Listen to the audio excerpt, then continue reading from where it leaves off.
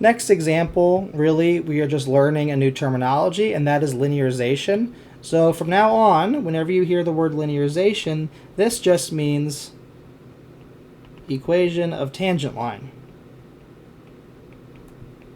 The whole idea that we talked about is given a function, if it's differentiable, that means that locally to a point on that graph, the function is indistinguishable from its tangent line locally. So when we say a function's linearization, we're talking about the line the function effectively turns into upon zooming in on one point very far. So determine the linearization, i.e. the equation of the tangent line, of f of x equals sine of x near x equals 0. So here in this theorem, we give a formula for the linearization, but don't be fooled or confused. This is just the regular old equation of a tangent line. So this is still the equation of the tangent line to f at x equals a, no different. So what we need to know are the following things. We know what f is, that's sine of x. So we can go ahead and figure out what f of 0 is. That's the sine of 0, which is 0. Our first derivative is cosine of x. We also need to know what the first derivative is at 0. Cosine of 0 is 1.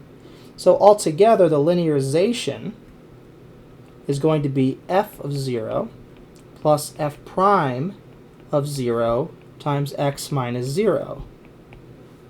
This linearization looks a little confusing because a lot of terms are going to be 0, but this turns into 0 plus 1 times x minus 0, which is just x.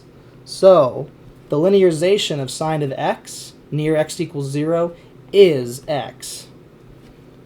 So if you look at the graph of sine of x,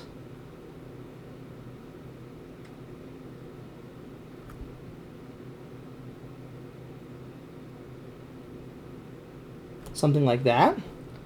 Did my best, freehand. Here at x equals 0, if you graph the equation of the tangent line, this line here is just x.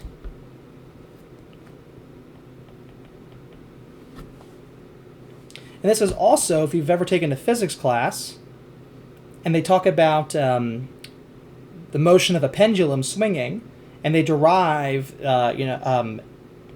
they go ahead and use mechanics, F equals ma, to get the differential equation for the motion of a pendulum.